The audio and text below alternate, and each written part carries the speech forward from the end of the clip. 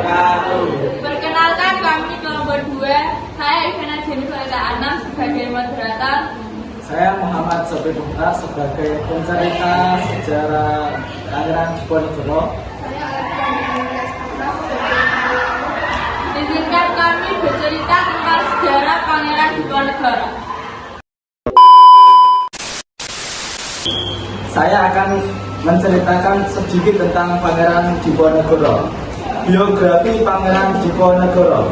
Pangeran Diponegoro lahir dengan nama asli Raden Mas Ontowiryo pada tanggal 11 November 1785 di Keraton Yogyakarta. Merupakan salah satu tokoh pahlawan nasional Indonesia yang legendaris. Berikut ini adalah rangkuman biografi singkat dari kehidupan beliau. 1. Keluarga dan pendidikan awal. Pangeran Diponegoro adalah putra sulung dari Sultan Hamengkubuwono III dari Kesultanan Yogyakarta.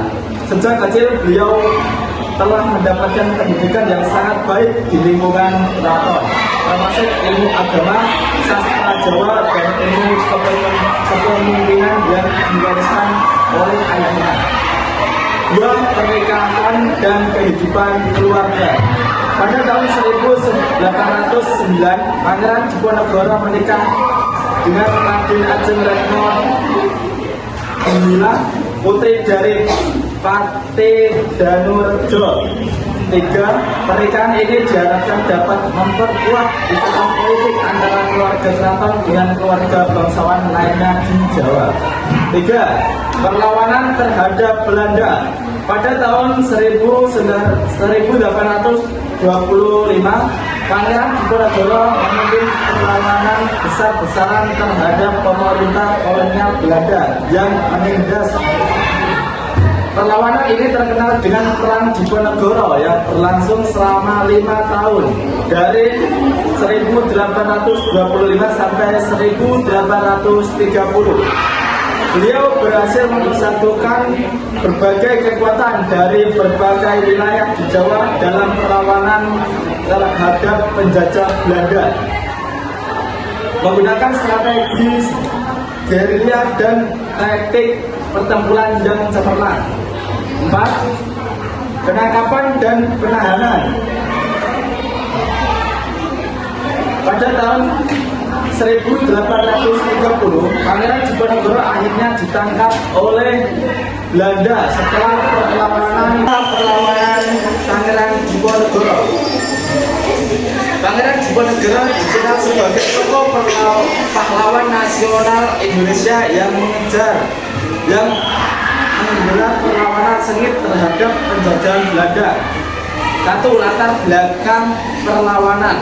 Perlawanan Pangeran Diponegoro terhadap Belanda dipicu oleh berbagai faktor, termasuk ketidakpuasan terhadap pemerintah kolonial Belanda yang menindas ekspektasi terhadap rakyat serta intervensi dalam urusan dalam negeri Keraton Yogyakarta. Selain itu, kebijakan yang merugikan dari pemerintah kolonial Belanda juga memicu perlawanan dari berbagai elemen masyarakat Jawa. 2. Puncak Perang Diponegoro. Pada tahun 1825 sampai 1830, Perang Diponegoro dimulai pada tahun 1825 ketika Pangeran Diponegoro secara terbuka menentang Belanda.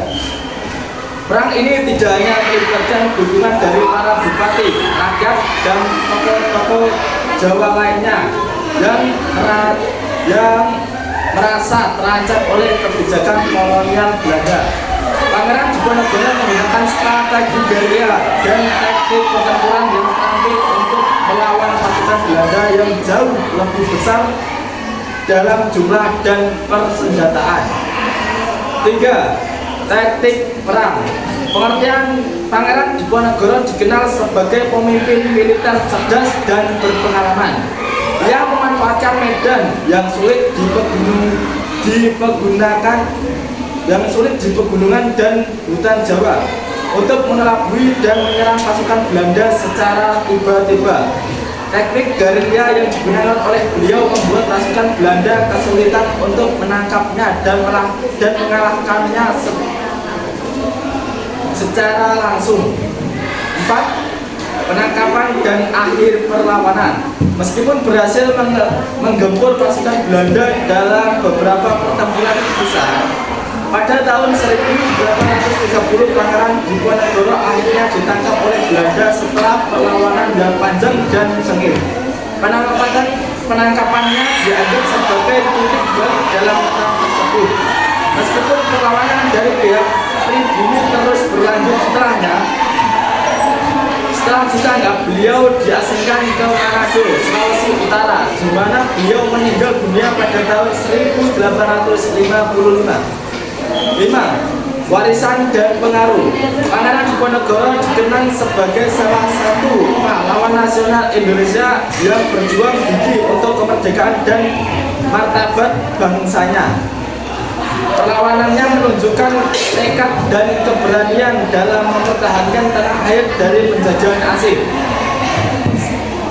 serta mengilhami generasi-generasi selanjutnya dalam perjuangan menuju kemerdekaan Indonesia. Hingga kini, beliau dihormati sebagai tokoh yang memperlihatkan semangat perlawanan yang tinggi dan keteguhan hati dalam menghadapi penindasan. Pengaruh Pangeran Diponegoro terhadap Indonesia. Pangeran Diponegoro tidak hanya dikenal sebagai pahlawan nasional Indonesia yang berjuang melawan penjajahan Belanda, tetapi juga memiliki pengaruh yang mendalam terhadap sejarah dan budaya Indonesia. Berikut adalah beberapa aspek dari pengaruh beliau terhadap Indonesia. 1. Simbol perlawanan dan kepahlawanan. Pangeran Diponegoro dianggap sebagai simbol perlawanan dan kepahlawanan dalam sejarah Indonesia. Perlawanannya terhadap penjajahan Belanda dalam Perang Diponegoro 1825 sampai 1830 menjadikan contoh keteguhan hati dan semangat yang tinggi bagi bangsa Indonesia dalam melawan penindasan. 2. Penguatan identitas nasional. Perlawanan Pangeran Diponegoro memainkan peran penting dalam memperkuat dan mengokohkan identitas nasional Indonesia.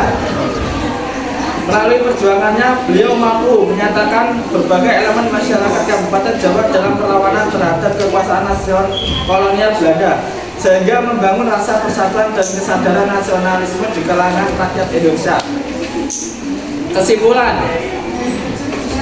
Nah, itulah kesimpulan dari sejarah Pangeran Diponegoro yang telah kita telusuri bersama dari biografi yang memukau perlawanan dirinya melawan penjajah Belanda hingga pengaruh mendalam yang ia tinggalkan bagi bangsa Indonesia.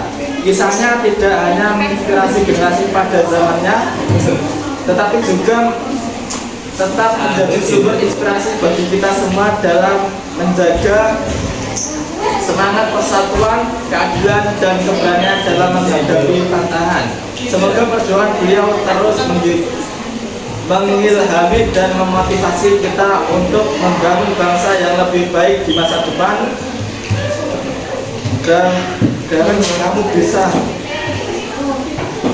kamu bisa mempelajari sejarah perjuangan pahlawan-pahlawan yang lain melalui kumpulan buku sejarah Indonesia yang diajukan. Nah, itu merupakan cerita tentang Pangeran Diponegoro. Sesi tanya jawab. Apa latar belakang terjadinya perang Pangeran Diponegoro?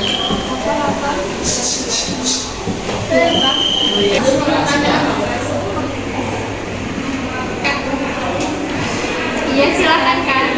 Strategi apa yang digunakan Belanda sehingga dapat memenangkan perang Diponegoro?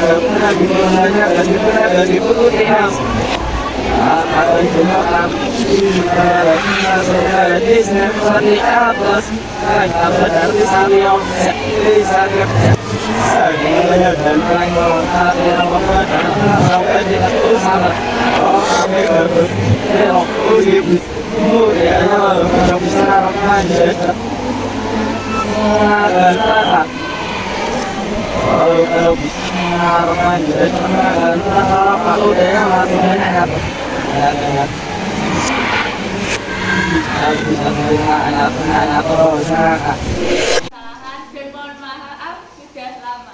Wassalamualaikum warahmatullahi wabarakatuh.